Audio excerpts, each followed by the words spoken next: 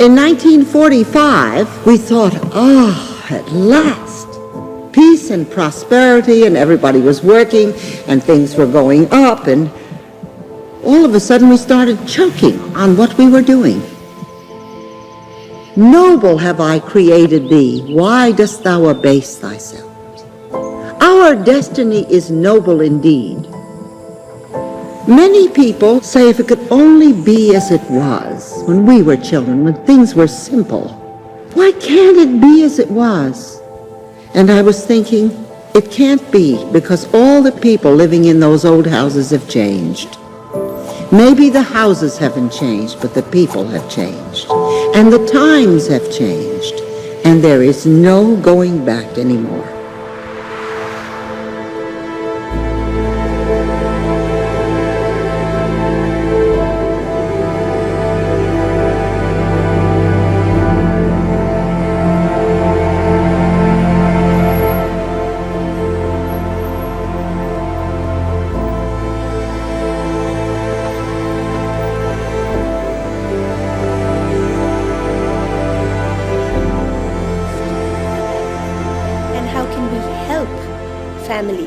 The purpose of this conversation is to talk about the progress that we've seen in the 25 years in the advancement of women and gender equality.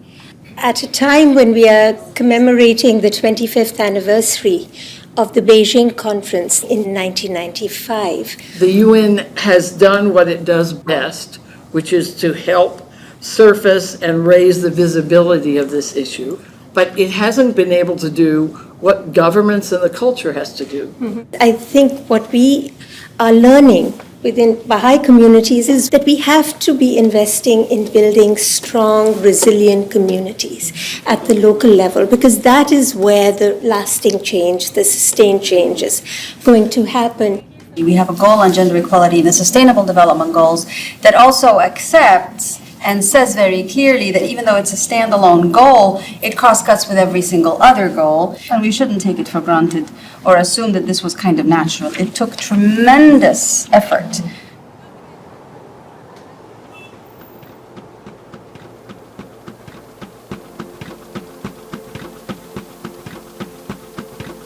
An open letter to the women of the world from the women delegates and advisors at the First Assembly of the United Nations.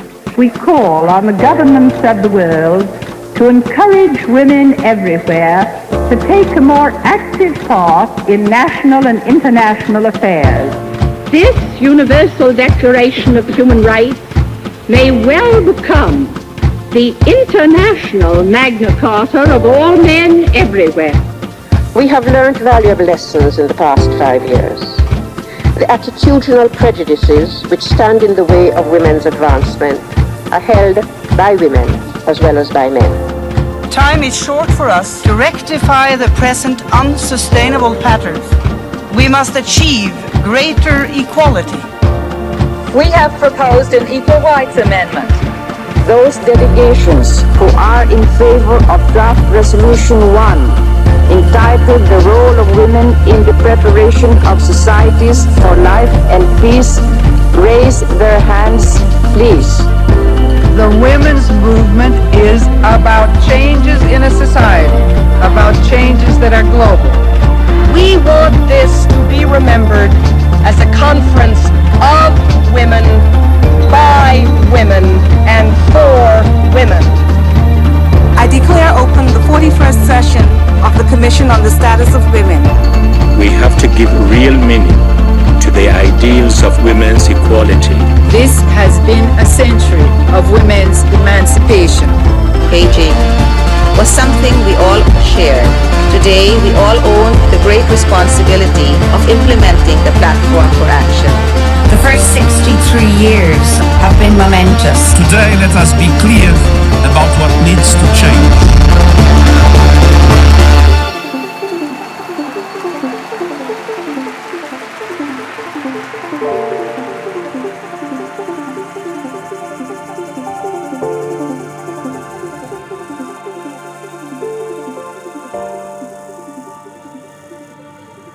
So the World Conference on Women in Beijing in 1995 was like a springboard for many women and many organizations that were working on women's rights to help us see that women's rights and women's advancement is not a Western feminist idea, but it is very much in their culture.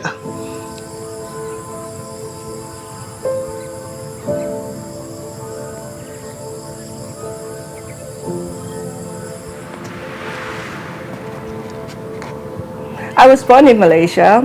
My father came from China as a school teacher.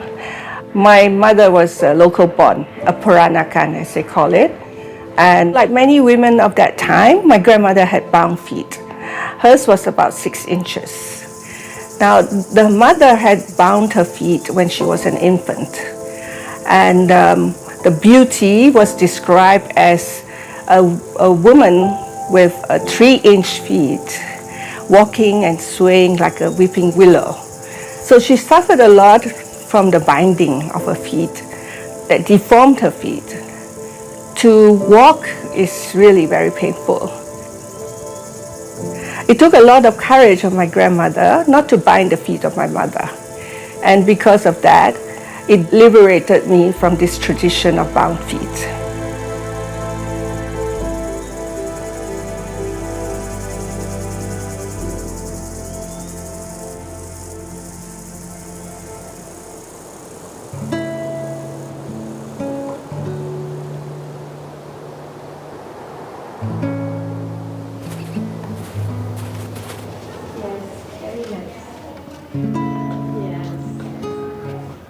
Oh yes, this is Beijing. Oh, it's Beijing. That's Beijing. That's Roz Harris. Yeah. And Virginia. Wow. Oh. Which one's you, Mary? I'm not seeing you. Here, you won't believe it, but that's... Oh, that's you. That's right. I remember your suit. Yeah. Yeah, that's Mary. Yeah.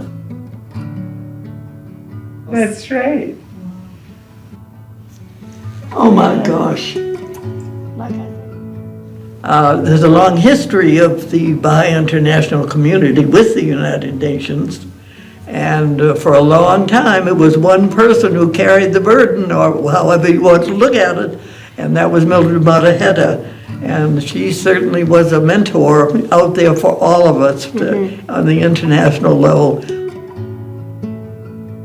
That period of time was ending just as I came in, really. So Mary will remember that when I came to the UN and she was the representative, we used to have many different agencies at the UN that were responsible for gender equality. It was all over the place and there was no unity. When the Commission on the Status of Women was meeting, it so happened that I was the chair of the NGO Committee on the Status of Women. Just like Mary had been 10 years before that. And so we decided to send a letter to the Secretary General Kofi Annan. And finally, in 2010, a resolution was passed that created UN Women.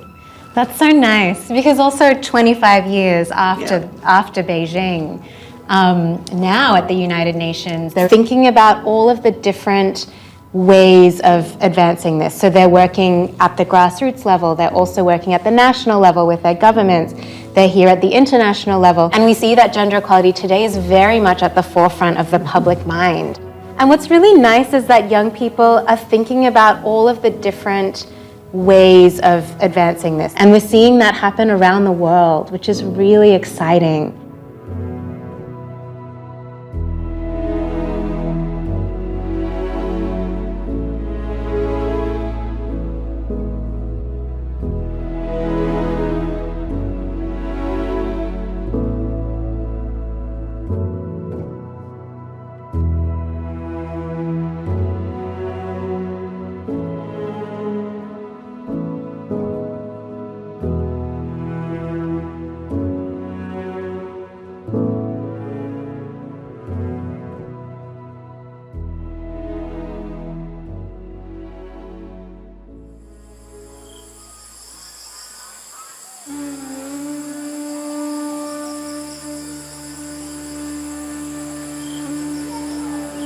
मेरे father तो वो भी वही चाहते थे कि मेरे घर की भी बेटी बाहर ना निकले, लोग उसको देखे ना, और अदर कास्ट मतलब जो कास्ट था कि जो ऊंची जात और छोटी जात का बहुत डिफरेंस था, तो मेरा परिवार हाई कास्ट में आता था और जिस लड़के को मैं पसंद करती थी वो गांव में रहते थे और उनका जो बैकग्राउंड था, उनका रहने का तरीका था, वो सब चेंज था। तो बस मेरा एक ही उद्देश्य था कि मैं वहाँ पे जाऊँगी लेकिन मैं समाज की सेवा कर सकती हूँ, जहाँ पे मेरे पति मुझे बराबर का अधिकार देंगे और मैं उनके साथ कदम से कदम मिला के चलूँगी। लेकिन जगह जगह पे लोग मजाक उड़ाते थे, जैसे हम लोग देर में आते थे तो साथ में मेरे हस्बैंड मेरे साथ कपड़े धुलवा ले या झाड़ू लगवा ले, तो लोग गांव के लोग हंसते थे हम लोगों को देख के, पीठ पीछे बुराई करते थे।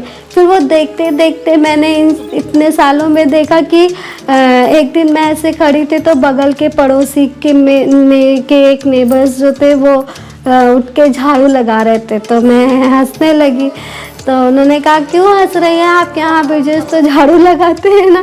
तो मैंने कहा इसलिए नहीं, मैंने कहा कि मुझे लगा कि शायद परिवर्तन हो रहा और ये मुझे देख के खुशी है कि आपने भी इस कार्य को किया।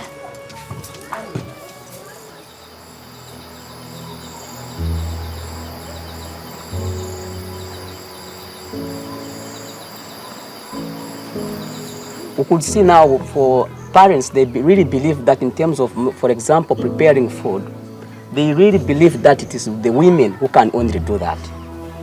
If they are going together in the field, the husband will only carry an axe around.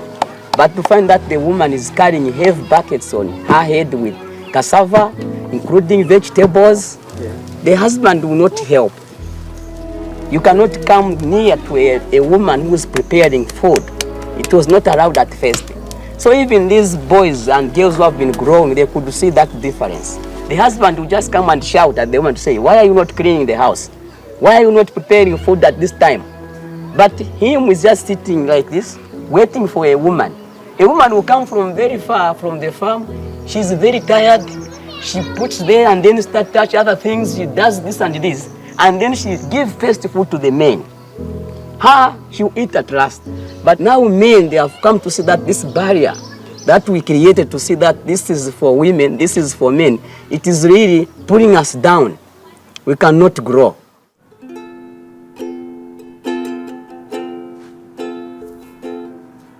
We recently became parents. Our daughter is almost 1.5 years, so that really brought in a whole new element of what housework looks like if you're striving for gender equality, what income looks like if you're striving for gender equality, what childcare looks like. For us, gender equality doesn't mean sameness, so it doesn't mean that like we necessarily do the same tasks the same amount, but somewhere in there there's a balance. I think the biggest barrier remains to be expectation of what is equality mean, and how do we as a couple and how do we as a family really address that expectation, and when it's correct, apply it correctly, and when it leaves much to be desired, how can we alter that in how we live our lives? But I think it's one of the things we've discussed a lot, where Kimmy is very driven in her career, and as am I. So we say, well, how can we both succeed out there in the world as well as at home with equal voices in our marriage? Our daughter has so much joy, like I think even more than the average baby. Maybe I'm biased, but she just like screams with delight all of the time. And you see how women in this world are barraged with so many things and so many challenges. And so I know these challenges will come her way. For her to keep that bit of joy for herself is going to require, I think, resilience to all these challenges that come, and just, you know, having the tools to take the world for what it is and make it a better place, but retain that part of herself that is so valuable to me and so valuable to many others, I think.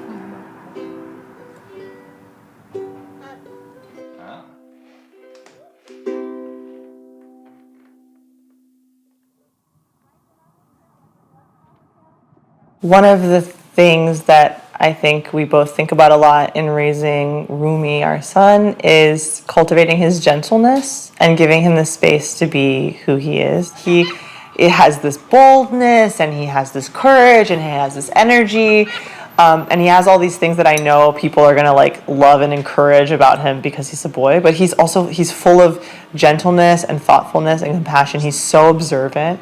He sits in silence beautifully. He is like creative and collaborative. He loves beautiful things, and those are like these attributes that are just as beautiful about him. And I don't want any one thing to mean that he can't be the other thing.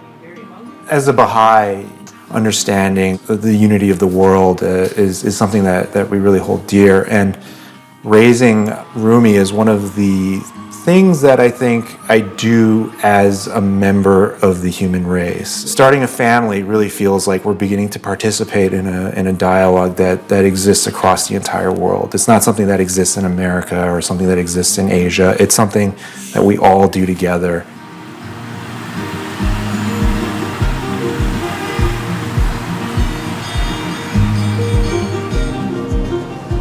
Nosotros como familia siempre hacemos la consulta. Siempre hacemos consulta.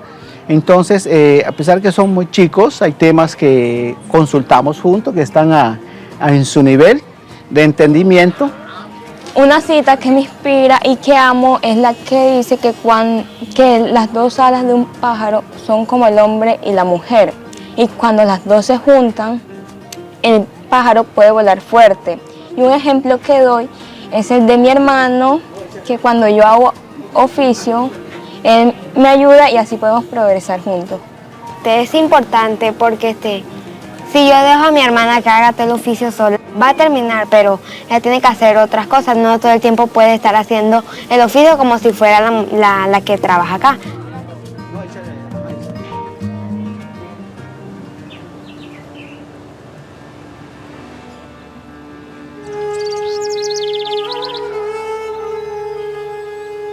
जब मेरी शादी हुई 2008 में, तो पहले गांव में लोग जो नई बहू आती थी तो उसको बाहर निकलने नहीं दिया जाता था।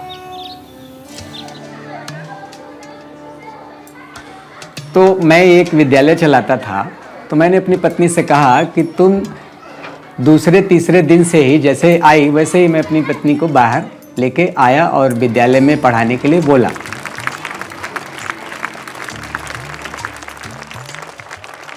लेकिन इसके अगेंस्ट फिर गांव वाले लोग काफ़ी विरोध किए कि अभी नई बहू है और तुम बाहर कैसे ले जा सकते हो, ये है वो, दुनिया भर की बातें लोगों ने बताई, लेकिन हमने उनको ध्यान नहीं दिया। देखिए, हर माता पिता की एक ख्वाहिश होती है कि उनके बच्चे जो हैं वो सही रास्ते पे चले। इसमें मेरी भी ये इच्छा है कि मेरी 3 बेटियां हैं और ये सही रास्ते पे चले और आगे बढ़ के समाज के लिए कुछ कार्य कर सकें, समाज में अच्छा बदलाव ला सकें। बस यही मेरी इच्छा है।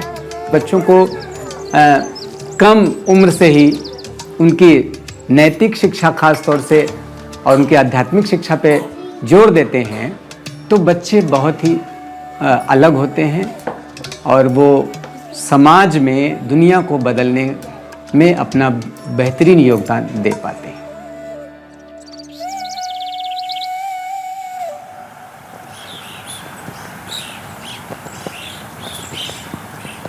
Men have to be able to contribute, and to say that it's women's issue kind of infers that men can't contribute to their betterment. But as men are often referred to, I think they must be referred to as potential contributors. And we certainly know the problems that have been caused by patriarchy. But there are men willing and ready right now to contribute in a meaningful and appropriate way to the advancement of women. I think part of what allows toxic masculinity to flourish is actually the suppression of what might be true masculinity, which is not the expression we've seen. We see something that's contorted. I mean, cartoons, the sort of things that we expose our youngest people to, are full of, even just, I think, visually, these certain ideals, a man with an extreme V, broad shoulder, he's good for a few things. and a woman who's shaped like an hourglass who's also good for a few things. So we actually start force-feeding our youngest, our children, our babies, like tropes, more or less. And what does a spiritual perspective allow us to consider then? You know, if not that we discard the material, but we include the spiritual. So together, what kind of perspective might we have of a man, you know? Well, first, I mean, I think it's safe to say that we're still exploring what healthy masculinity is. The same way that women have been oppressed, that means a correlative suppression of what it means to be masculine. Our male-dominated structures are maybe of the latter kind. They are too rigid. They're calcified. They're hard, and therefore they will break. But what kind of strength is it to be elastic, to bend, to be receptive? You know, this reconceptualization of man and woman is also the reconceptualization of society. I'm not sure exactly what principles boys need to learn at an early age to be proponents of gender equality, but I know it needs to be learned as early as possible. And the thing is that it can't be just one segment of their lives. You can't have their parents teaching them about gender equality and then their grandparents don't. You can't have them learning gender equality at home and then when they go out into community activities where gender equality is in practice. So the entire community has to contribute to that. And that means that everyone has to be on board. Every single person that child, that boy runs into has to enforce this ideal. And that makes the change generational.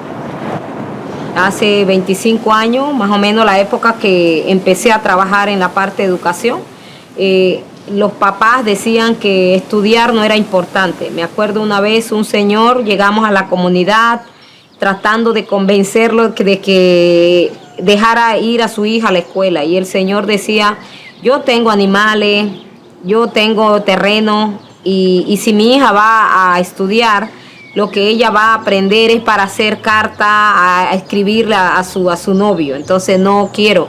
Los desafíos que hay es que la educación pueda llegar a todas las comunidades, pero una educación de calidad, una educación integral, que piense en la persona como un ser integral, un ser humano íntegro que está compuesta de tres naturalezas: la física, su cuerpo debe comer bien, alimentarse bien, vivir de manera digna; la parte intelectual, su capacidad. El ser humano tiene muchas capacidades y cómo desarrolla esas capacidades a través de la educación.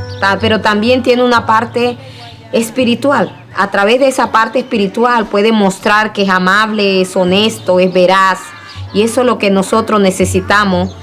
Si se recibe una educación de esa manera integral, podemos hacer muchas cosas, llegar a grandes cosas, porque el atraso en las comunidades, en la cultura, a veces porque la persona se capacita intelectualmente, pero no está preparado para tomar una buena decisión, para ser justo con lo que hace, para ser equitativo, para ser amable. Entonces es la parte que realmente se necesita.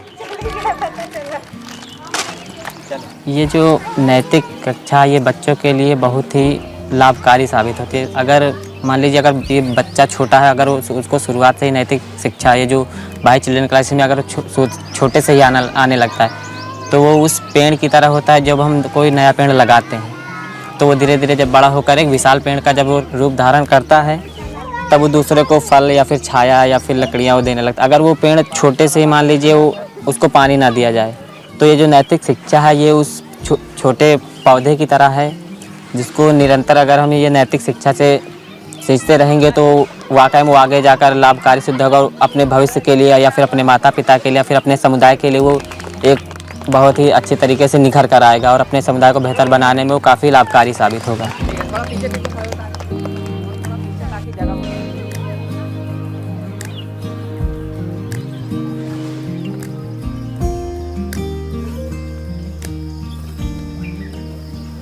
Ceng pratanga nganzingo mukitwekarang kwekarana widi unabadu mukwa wani. Pratanga o wuduwe jmane uneru kwanya kureja muronga nine unagudiza one tochidako neje. Twatanga nga twadiza yuma ya ivuru. Twadiza nga ukoreshu unganji kavumbi karemesha nyuma ya ikwa ya ivuru. Untanga udi hagachika meta na junior youth udowa kuila ona meta ekari munchona washikira muna uneruki yuma konda tweshu kwashanye na ana ama junior youth so imuna china chipimu junior youth wate kwikala na munchu wako rawana mbadikiena watera kumwenga kuchengi mana na kumreja mwatera kushakamina yi munshakamina anyana na utanganga nikambe na fireja nga tine yiri reiforo ya spirit shidine yiri ya kuhana yiri ya kenga yiri na mbujoki akwao chenye ne yikusa mwina kwikwa shokwena hayuma tama ina kumekana ni yei wahya tere kumekana umaronga awo netukwana hata chine ayaka chadinga chakara nankashi echwanchwa wambanda gore chwigari chwaka sunka mukachi mukawanchwa mayara fre ene anawa mayara diadinga kumbidi mwegane awambanda adihanyima dichine chene china chadinga na kwigara wanche chaka sunka era na udina itongo joka yeyi munyikanda mwekara ntangshe kwa idine yakumikira chencenga ndichukwa neyi akumana hoho mokara na mwekara mwirwanga awu kwikara omikirane aguduma ne kwishwena akutesha wani kuimanisha na mokara ilanga ne yatisha chwa mtu wansa kwikara omikirane kwikara akagucinyeja agumone kwishikamana kwa yambide ne twa mokara kumeka ni mulanga tukatesha kuyiranga hi kuimanisha kwa ya mbide kumpinji kule. I think with regard to the impact of the junior youth program on the families of the junior youth, I think one element that we've observed basically in our community is everyone is participating. I think to me that already is sending a signal to the family to say the same task that a boy can perform also a girl can perform. Because when we are doing the services we don't like separate this kind of work is for the girls or this kind of service is for boys, but they do together. So you could find that when we are carrying out these services, it was raising some questions from the parents of the community and then trying to ask what is happening. Even when they get back to their homes, they are also taking those things which we are doing at the group level to their families.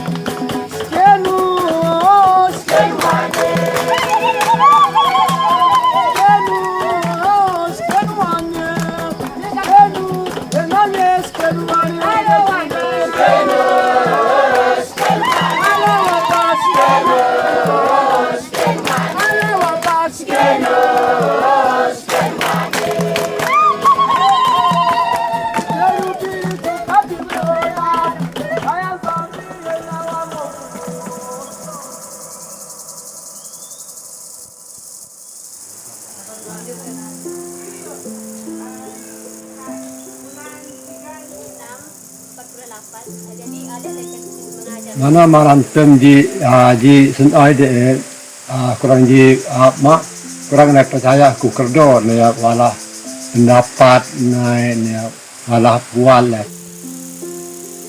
Lama-lama sekarang juga kerdo juga boleh sekarang ni sama taraf rukral.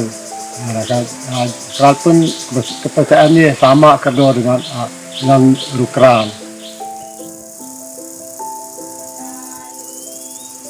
Tentang peranan kerdor, jadi macam J batin deh, juga itu tugas bukan daripada segi sekolah tali, bukan daripada segi agama tali, jadi dijaga keselamatan kampung macam kerdor deh. Jikot berat juga berkenaan dengan kaum wanita deh, bahawa nai adalah satu nadut situasi kalau ku kampung deh walah kerdor bermakna seluruh masyarakat deh mungkin pek naicem oleh kerana mong kerdor ka bermakna kira bi meningkat lek kedudukan ji mai kampung.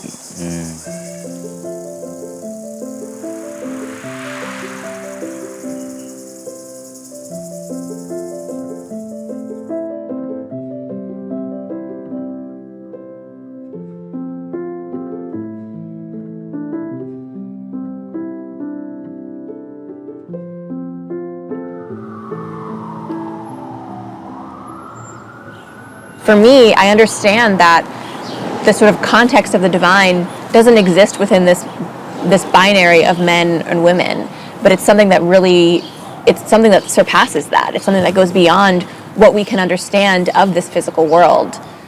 I really see my own faith as being something that helps me understand qualities of compassion and justice and equity and equality. At the United Nations and many governments around the world are thinking about material markers to help us identify where we've made progress and where there are gaps in the status of women around the world. At the same time, the proliferation of inequality, of oppression, of injustice in any way, and in this sense against women, is very obviously a spiritual problem, but it has expression in our material systems because we live in a material world. So the structures of society inevitably reflect our values, but our values are spiritual. So to only have material meters and markers is in a way to hamstring where we're able to succeed or what we're able to accomplish. When you look at the power structures of religious practices over the course of millennia, they really have done a very good job at sidelining the voice of women and promoting the voice of men in those power structures. And I think that's something that we have to look at objectively and atone for, because it has inhibited religion itself's ability to achieve what it is meant to achieve for all of humanity. But again, that's just the practice of religion. I also think that the history of religion is a history of trying to understand the world around us through a spiritual dimension. And it has always tried to confront the new challenges before humanity. And just like in decades and centuries gone by, those religious leaders who are willing to embrace it and question it and learn about it are going to be pointing humanity, I think, in a wonderful direction. In many traditions and culture, as well as religion, women do not lead prayers. Women are not allowed to say prayers at certain periods of the month. Women are not considered fit to be the one that can hold the holy books or touch the holy books. Right? But the Baha'i devotional meeting changed all that. That everyone was equal, even a girl child could say prayers, could be the one to lead the prayers, could be the one to have people unite together in one voice. So Baha'i devotional is a way of us seeing ourselves as individuals that have a spiritual side, and this spirit can be connected irrespective of what is our outer differences.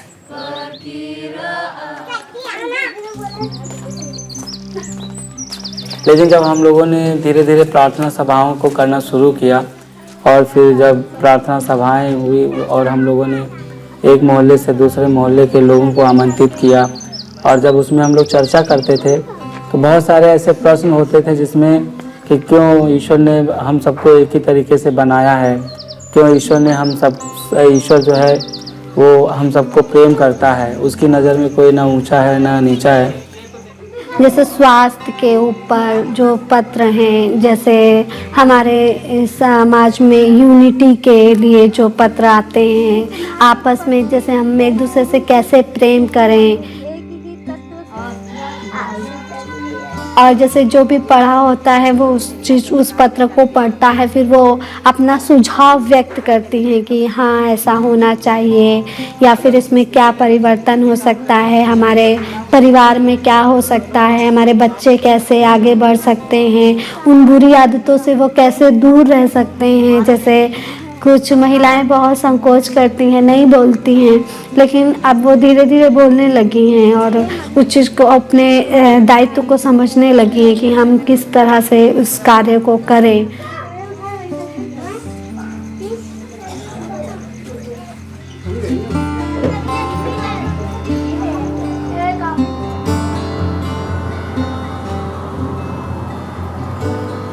From what I've seen, when places try to apply these qualities of justice and equality, oftentimes the results fall short because what they're trying to do are create masks on material structure. But what really needs to happen is an entire transformation of that sort of level of the soul. So when we have a conviction from a spiritual place that all people are equal, all people have this inherent nobility, all people have limitless spiritual capacity, then the way that we can push forward becomes so much stronger. People who live in totally different conditions with totally different backgrounds to really come together as a collective and share how, despite this variety, we still can learn from one another, we still can pick things up from one another's experiences in these really special ways.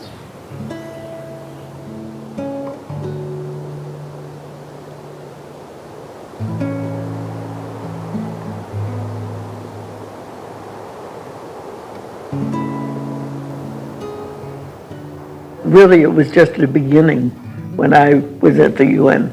We made a statement on the importance of the girl child and the importance of educating the girl child to the Commission on the Status of Women in 1974. And there was really not a lot of reaction to it at that time. However, when I was in Beijing for the Fourth World Conference, it became part of the program of action. That was another step forward. It was really a thrilling moment. It was the influencing the process to the ultimate. And the director of the Office for the Advancement of Women at the UN came up to me and we high-fived. It was really a victory. It took time. Everything takes time. It's process. Yes. But it was a wonderful moment. I've been thinking a lot about how important it is for the work that the UN does in keeping world peace. And one thing that I want to link back to what governments can do more for the education of girls is to safeguard this peace. Peace is so fragile in this day and age, and education is so dependent on peace to persist. Gender equity requires the culture of peace for us to have a sustainable future. What are the desirable and urgently needed dynamics and traits and qualities that we want to see in the world, and how do they begin to play that role in a way that is both bold and humble and open and informed. So I think in education we have this rich opportunity to engage our imagination and to think very carefully about what is the world that we're building and how are we giving the tools spiritually and intellectually to our young people to come to the forefront and to play that role.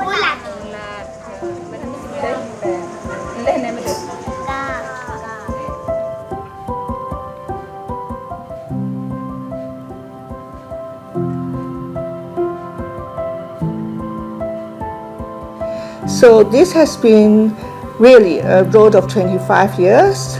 It's a learning journey for us, trying to put Baha'u'llah's teaching of equality into reality in all sorts of community. In this process, we hope to bring about a glimpse of a civilization that has both material and spiritual qualities. Material civilization is like a lamp. It's beautiful, it's a glass lamp, but without the light of the spirit within it, then that lamp doesn't realize its purpose. To be a civilization of the future, we need both the material and the spiritual, and both the qualities that men and women has to bring to advance this civilization.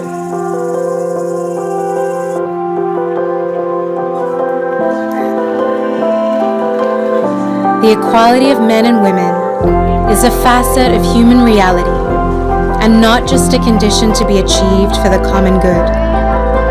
that which makes human beings human, their inherent dignity and nobility, is neither male nor female.